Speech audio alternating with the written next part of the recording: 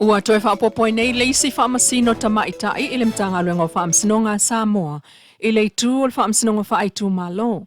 Ina ua mai a whaatauto le fionga Sili Elizabeth Jan Tang Peters i le asolusul fitu Januari o le sol dai ona Leilua. Oahu, Sili Elizabeth Violet Jan Tang Peters. O te tautua le atua e ona le marosi malana. O le ao tautua le lei ma le whaamaoni i le marotu to tasi o Samoa. E te whingwa whaamsinonga e whaamsinonga whaitu maru. E tūsai ma le whaavai ma le tūna whono. Ma o le o whaia mea tonu i tu ai ngā oma tamata. A noa ma le whewhe, poko le whaapito, a lofa whaitu au, o le loto tima. Peitai o le fionga maunga Precious Chang o tō fia e tau avea le no fō le lo ia sile malo Samoa mō le nei taimi. Na ia sau noa whaapitoa i le tā ua o le tai au malo na wha moe moe. I le wha tautoa ina o le tamaita i lo ia Sili Elizabeth e avea ma wha masino whaitu malo. Fonga feta mai.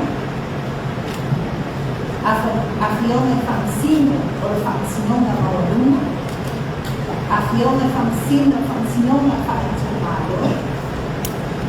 A tainane manu ngā ina, wō mai maksana. Tālo whanama. I le awa tere mani ngā o te whake o te wāna. Ua lo fia au e a ngana fia e ngā ngana ki wai e tūlanga whaaro i Sili ai malo.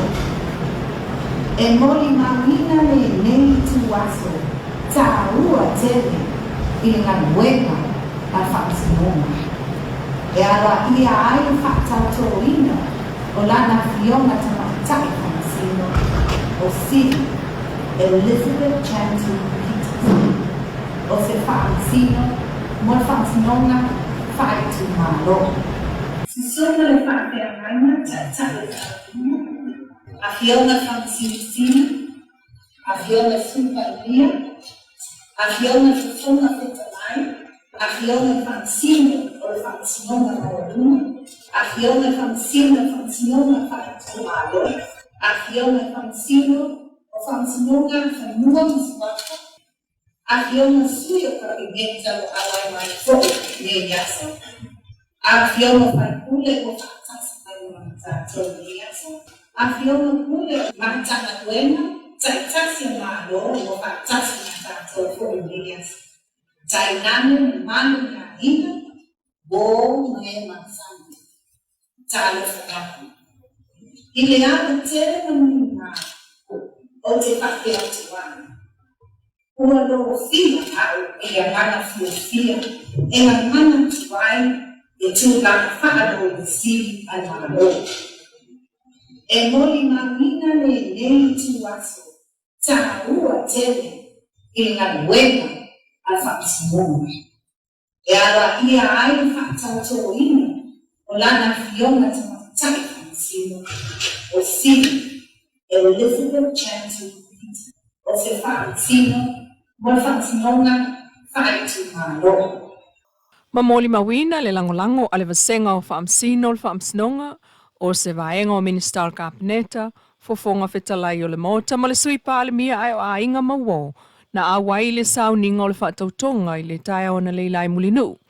O le sunga le ofisa Sili o mtanga luenga papali i John Taimalelangi le na whaima fofonga o le sau ninga. O le lona se fululua ili nei o aso talua na whaalawi loa i le itulawa leo leo le ali italavo ia Antonio Mikaele. O lo Leilua mai lona ainga i le au vauta. Ma whaawawai le talo sanga i le atunu e whaamolmole sota i le lua.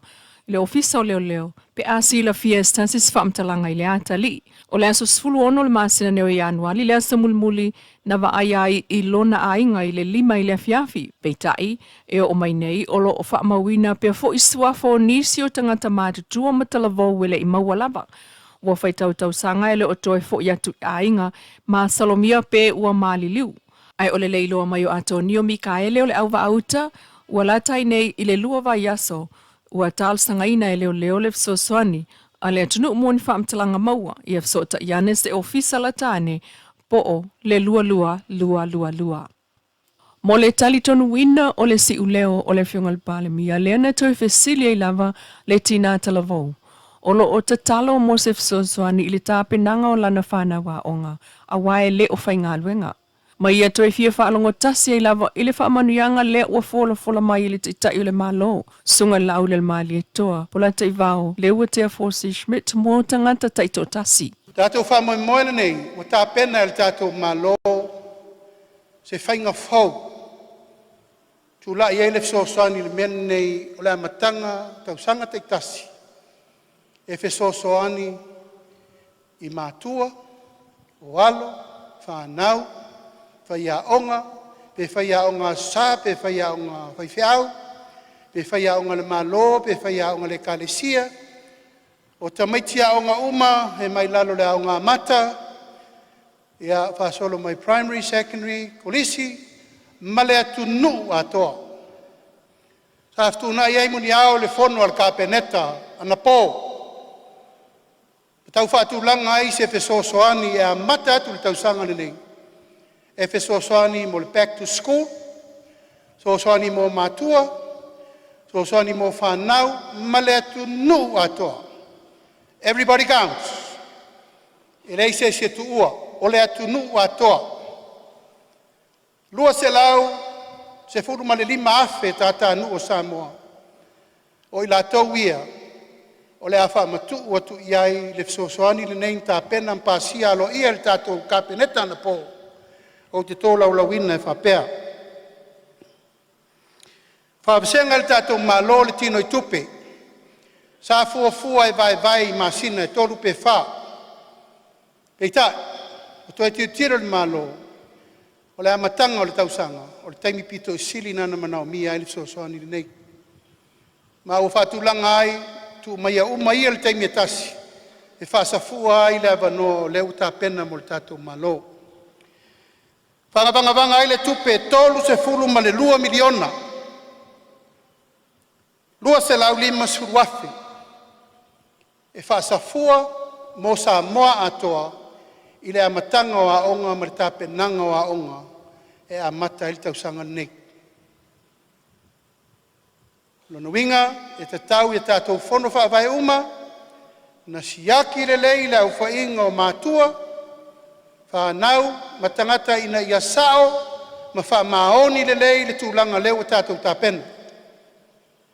A te le fia o fo isi mea na whai mua e uma ne wa iei tangata wha popo o whioti.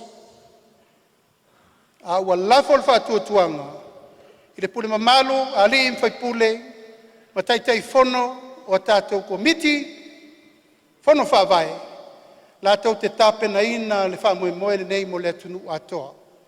Lona winga, e le seisi o auto uma lea i le tai aole nei, e le whamanuia ina i le tātou sauwhanga nei. Ato ai, ma la tau o lo iai manaonga tu mau, o le au mātutua se ia tau lava i se pepe whatoa whanau mai. Ma o whatulanga le whainumela na ina ia longo sa ia o malava tau ulumanga o le tufaina. O le 3 miliona lua se lau 5 suruafi. Ma o la whamatu matu elei le masino fepuali e a mata i tātou waonga. O lo iai nisi whamoe e tātou malo e alatu nupi wha se taimi. Ia na whasisira vo ele minister tupe le na fo i fsosoani. A fsosoani le na. O na o le au whaisau whanga lava e a fiai. A se tātou mea leu whatawale atu nei. Ia e leise si e tu ua e tātou te au whanga poto ai. I tau ulumanga o le tātou fsosoani. Lona winga a whai 2 miliona lua se lau 5 suafe vai i le lua se lau suru 5 afe. E leila loi for se lau 5 suru tāla al tangata tō tasi o se ainga. Lona winga o le tō tele lava oe, se o tō lua ma lau whanau, o le tau tino i tupele na, e a mata ai le fsosoani al tātou malo. E fsosoani mo le back to school, tāpenanga o aonga, ma mea uma tāla whengai, mo le tātou atunu. O leo lua i polkalame miliona sa mapusanga iai mātua mō whanau aonga.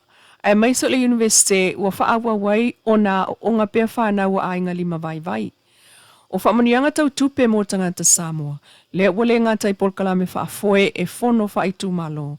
Ai ua toe si itia foi mai le miliona i le 2 miliona mō le isi 5 tau sanga o savalia nei, mō i tū malo o mai 5 sfutasi.